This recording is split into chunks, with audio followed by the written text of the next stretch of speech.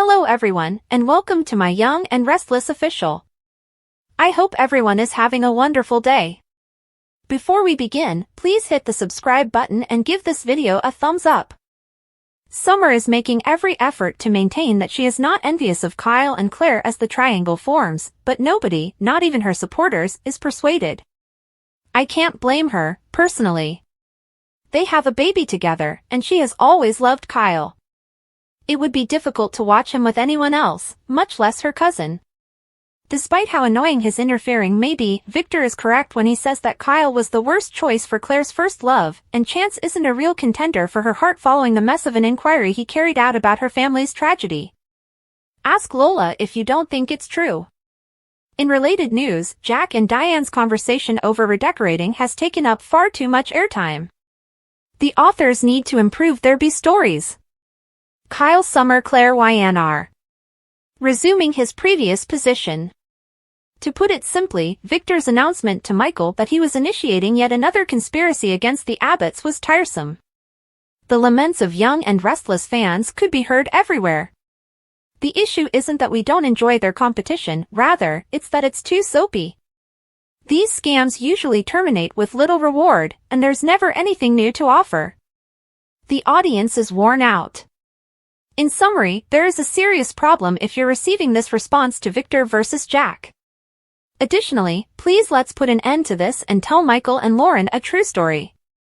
Every 3 business days, Victor shits on Michael, and Michael pitifully grovels at his feet each time. February 19, 2025, at Dowhatalike 97, locked with Keyring Planet. A breakthrough in emotion. As we finally learned why the man stopped communicating with his mother, the uncut moments between Damien and Amy in Friday's episode were extremely soap operatic. I was captivated by the intensity of it all, even though the explanation was a little weak. It's hard to imagine this didn't come up between them before now. Bravo to Jermaine Rivers and Valerie Pettiford for elevating the content. Even though this involved 2 recently introduced, or reintroduced in Amy's case, characters, I was completely engrossed, and that stronger bond should help propel the plot ahead. The Great Secret. How did Victor describe Damien's rapid ascent to such meteoric heights? In that sense, we've been left with more questions than answers, as Lily noted. What do I think? I would think that Nate's half-brother is most likely the true love that we were hinted at was coming for Lily, especially since Damien is making advances on her and she is allowing it. But finding true love might be difficult. As Damien and Lily begin to fall in love, I would anticipate Michael to provide an unpleasant response to the query of how Damien became a prosperous businessman suddenly. You know, a barrier.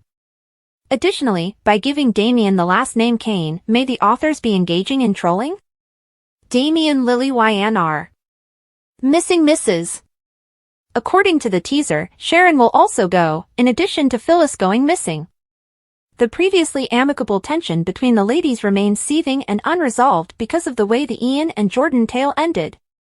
At one time, we thought that the narrative would resolve their problems, but it didn't. I'm not shocked that they've both vanished because of this. Whatever is happening, I'm prepared to wager that they will need to cooperate in order to escape it, much like Lauren and Sheila did in the past, which will compel them to reach a consensus. Regarding what has happened to them, spoiler, might have them. You slept through it. They are doing this on purpose. Hey, psycho, she shouts at the ceiling. They are able to hear us. Is this funny to you? She asks aloud if Ian or Jordan could be at fault, but Sharon dismisses the idea immediately. They're dead, she says. So who is it?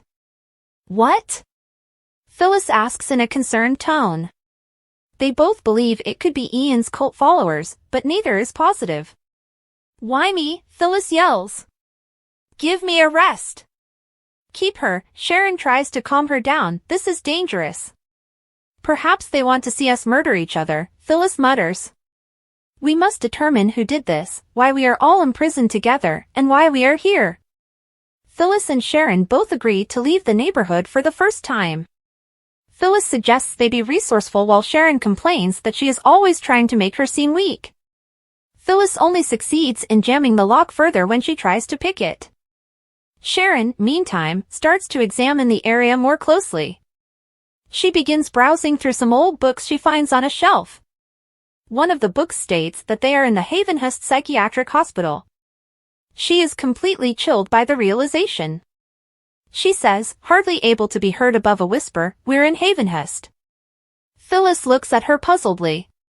"What is that?" Sharon claims that it is an old mental health facility that has been closed for a long time. "Why would someone bring us here?" she asks aloud. As they keep scanning the room, they find a table and chairs.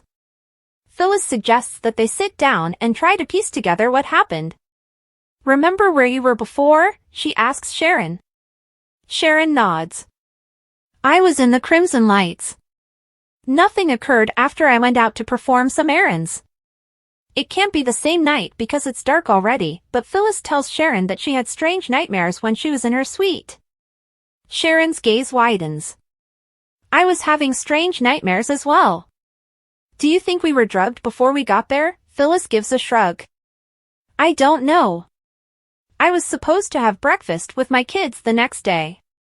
Sharon gives a nod. "That's great. They are going to be looking for you." Phyllis is reassured by Sharon that her kids would think she fled. "They know you wouldn't do that," she says, pausing before continuing. "I wonder whether Mariah will make an effort to contact me about Cassidy first. We couldn't have been away for more than a day, could we?" Phyllis shakes her head. "Our kids will start to feel nervous. The fact that whoever did this to us is meddling with our family irritates me." As they continue to scan the room, they realize they are missing their phones. Since this is some kind of game, Phyllis advises them to look for hints. When she says, "Perhaps they left us a clue to help us solve this," Sharon nods in spite of her discomfort. They start to examine the space more intently in an attempt to spot anything that might help them get out. As they explore, they quarrel back and forth and bring up old issues. After Sharon suggests that Phyllis might have narcissism or borderline personality disorder, Phyllis replies that Sharon is making it easier for their kidnappers if the goal is for them to kill each other. Sharon shudders at the thought. She says, "I detest the thought of someone watching or listening to us." Suddenly, Sharon finds a sack with canned food and bottled water in it. "How long do they expect us to stay here?" she asks aloud. Phyllis is warned by Sharon not to reach for a bottle of water. He says, "That's how I got drugged in the sewer." Phyllis puts down the water, her face solemn. "To get out of here, we have to cooperate," she adds. Despite her ongoing concerns about Phyllis, Sharon consents so we can drink water from normal people again. As they continue their hunt, they begin discussing Heather's murder.